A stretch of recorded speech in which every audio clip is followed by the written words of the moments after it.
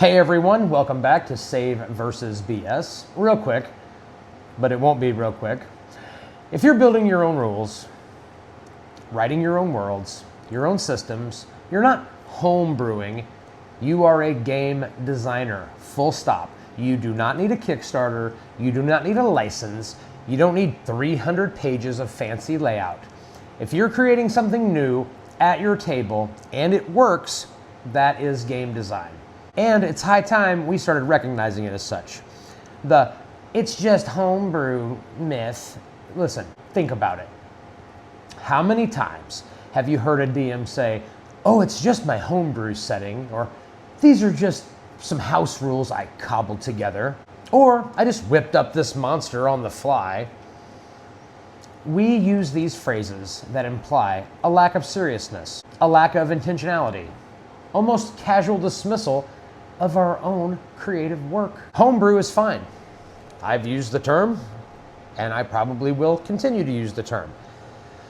But let's be completely honest. What does homebrew really mean?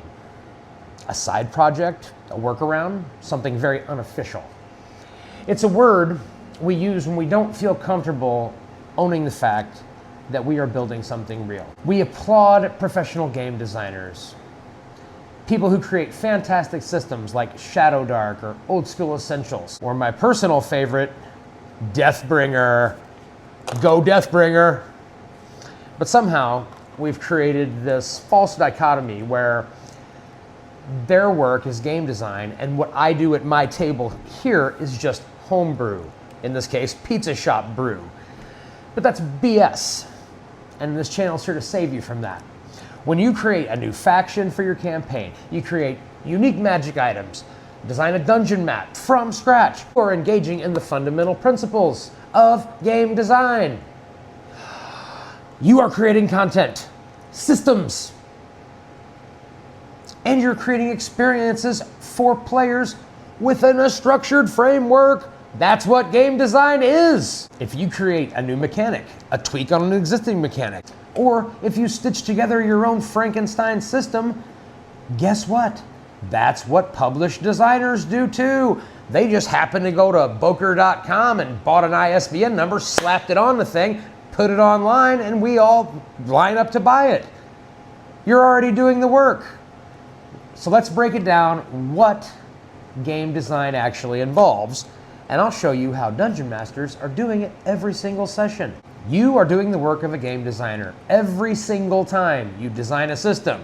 When you house rule something, maybe you don't like the way Death and Dying works in 5th edition, so you implement a bleeding out timer or a series of lingering injuries. You're creating new mini systems that interact with the existing game. Or maybe you're designing a completely new subsystem for crafting, political intrigue, managing a stronghold. You are identifying a need and devising the mechanics to address it, and then integrating it into your own game's flow. Check out this. So, for example, in many games, tracking encumbrance can be a tedious task. A lot of DMs simply hand wave it. A dungeon master might homebrew a simple slot-based encumbrance system, and every item takes up a certain number of slots. That is a deliberate design choice to streamline play. Are you the first one to think of it? Probably not, but neither were the publishers of half of these games. Trade some granular detail for the ease of use, and that's fine, and that's what is system design. Creating content. Boil it all down. This is one of the most obvious ones. Every monster stat you create from scratch, every unique spell, every NPC with a custom stat array and motivations, every piece of lore for your world, this is content. Let's say you need a specific type of goblin in your swamp-based adventure, one that breathes toxic fumes and it burrows into the ground quickly. You don't just pick a standard goblin out of the monster manual, whichever year's edition you may have. You give it new abilities, you adjust its hit points, you give it a unique weakness, maybe perhaps give it a weakness to sunlight. You've just designed an entirely new creature, balancing its challenge rating and the thematic element. Creating your own campaign world, its history, its factions, its gods, its conflicts. This massive scale world building narrative design, you're not just writing a story, you're creating a framework for your players to come and join you at the table of writing the story. The best part of the story emerges from your players' interaction. Instead of running a published adventure, you decide your players will uncover an ancient city swallowed by a desert, guarded by an elemental spirit of some type. You design the history of the city, the reasons for its demise, the motivations for the ancient elemental guardians, and the potential treasures and threats within. You're weaving a narrative sandbox. It sounds to me like you're a game designer. Every combat encounter, every social challenge, every puzzle, every trap, you are designing a specific challenge for players considering their abilities. Balance, lean towards unbalance. The environment, the narrative stakes. You are balancing difficulty, flow, all these potential outcomes, and they're of course gonna do something that you didn't think of, and you're gonna adapt on the fly. You design climactic fights against massive cult leaders and dragons. You don't just drop it in a room and be like, okay, no, you consider the terrain as cover over a chasm to push enemies off. Archers on the ledge, melee brutes guarding the leader and the leader's abilities to summon powerful spells. You're designing multi-stage puzzles that also happen to be a fight. You're balancing classes, you're writing loot tables, you're making rulings that become house rules that one day become table canon. You're play testing, you're iterating, you are doing the work of a game designer. Even if it's just for your every other week in the pizza shop game. That's real, and it matters. The entire industry is built on people like you. These are not trivial acts. These are not fundamental design decisions thought up in some lab to directly reflect the player experience, just like a core published rulebook says it should be. The entire tabletop role-playing game industry is built on this foundation. Do you know where most great systems come from? They come from tables, just like this. Not boardrooms, tables. One of my favorite examples of someone who embodies this spirit, even if he doesn't explicitly call it game design, is DM Scotty. If you've ever watched the GMG Info channel, you know Scotty is all about making awesome terrain, minis, visual aids for your table on the cheap. I wish I was half as creative with him. I made this Ultimate Dungeon terrain. It took me like 3 weeks, okay? But he's about empowering dungeon masters to create a tangible game element. He's designing for experience, for immersion, for clarity, for fun. He's crafting components that enhance the gameplay. He's designing the tactile interface of the game. That's design in practice. Even if it's done with a craft foam and hot glue or theater of the mind. He has built his table around his vision. And now let's look at the indie RPG game. Old school revival, old school renaissance, whatever your preference. It's really leaned into and celebrating this idea that the DM is the primary game designer. Take games like OSE. It provides fantastic, clear, concise rule set. It's very familiar to a long time ago. It gives you the framework, but it expects you to populate your dungeons, design your own monsters, create your own wilderness hexes, and craft your own unique magic items. It provides you robust tools for how to do this, implicitly acknowledging that the dungeon master is the primary content creator, the rules interpreter. You are instructed to adjust the game according to your table's preferences. Then there's Shadowdark. One of its brilliant aspects is the emphasis on rulings over rules. That's what she says in the book. It encourages improv and quick thinking on the part of the game master. While it has its own unique mechanics, the game's philosophy empowers the GMs to make decisions on the fly, and it effectively become temporary homebrew rules for what's pertinent to that specific moment. When a player tries something completely unexpected, and the GM says, okay, roll this. If you succeed, this happens. But if you fail, something else happens. It's that moment of rapid fire emergent game design where the GM is designing a mini challenge right in front of your player's eyes.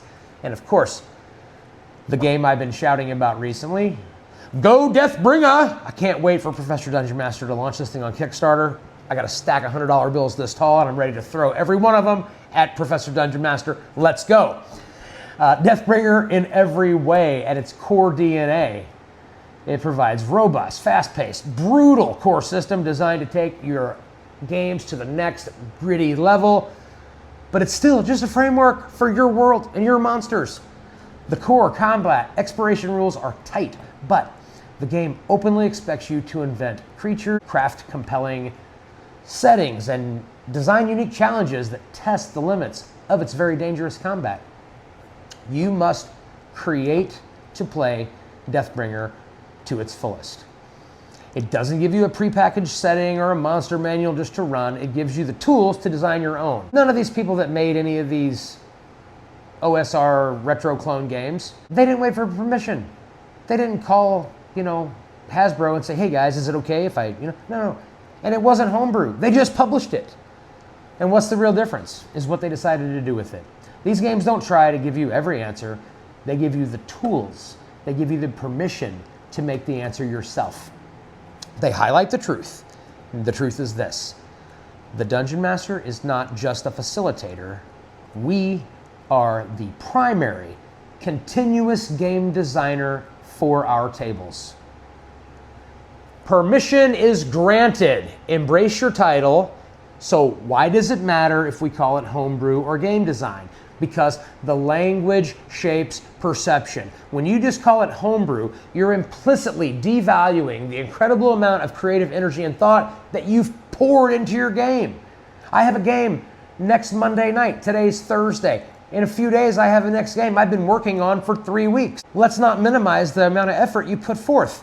Recognize your homebrew as game design isn't about getting published deal or, maybe someday, but it's about valuing your own work, acknowledging the skill and creativity involved. You're not just a player with extra responsibilities. You are the architect of the world and the experience. So you improve your craft. When you're thinking of yourself as a designer, you start asking designer questions instead of homebrew questions. Is this fun? Is this balanced? Is this clear? Does this serve the overall experience? This leads to better homebrew game design. It encourages innovation. If every dungeon master sees themselves as a designer, we will foster the culture of more experimentation and more sharing. The next big idea from a tabletop role-playing game system or a module might even come from someone who just homebrewed. Oh, I just started from homebrew, something for their table. Running a TTRPG is hard work. Owning the role as your game designer can boost confidence and reduce that imposter syndrome that many DMs feel. There's DM insecurity. I sit there at the table and I'm like, man, I hope I'm doing this right. And I've been playing for 40 years. So if you need a permission slip, here it is. You're a game designer. If you're making a rule so your players have more fun, you're a designer. If you're ditching spell slots because they suck, which they do, congratulations, you're a game designer.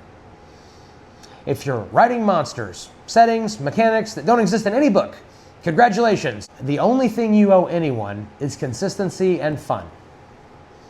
Next time you craft a unique quest, design a monster, or tweak a rule, don't say, oh, it's just homebrew. Say, check out this bad mofo I designed for the quest line for my players. Or be like, I designed this new creature with custom abilities that I've never even heard of before.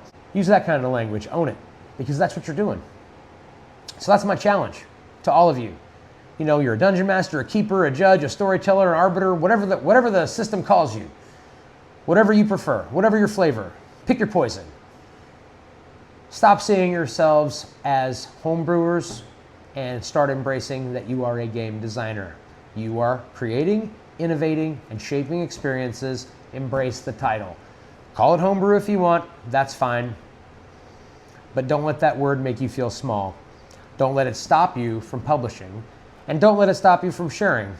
And most of all, don't let it stop you from building something bold. That's not just homebrew, that's good game design. Now, get out there and finish your game. I'll see you on Kickstarter or DriveThruRPG or some random Facebook group where you're giving it away for free. So, on the topic of homebrew and game design, what's the coolest piece of homebrew game design that you've ever created at your table? Whether it's a monster, a magic item, a house rule, or an entire world. Share it in the comments below.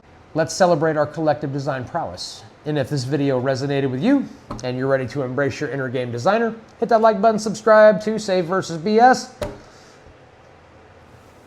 for more tabletop role-playing game discussions, and you should ring that bell. Thank you for watching and keep on designing those amazing games.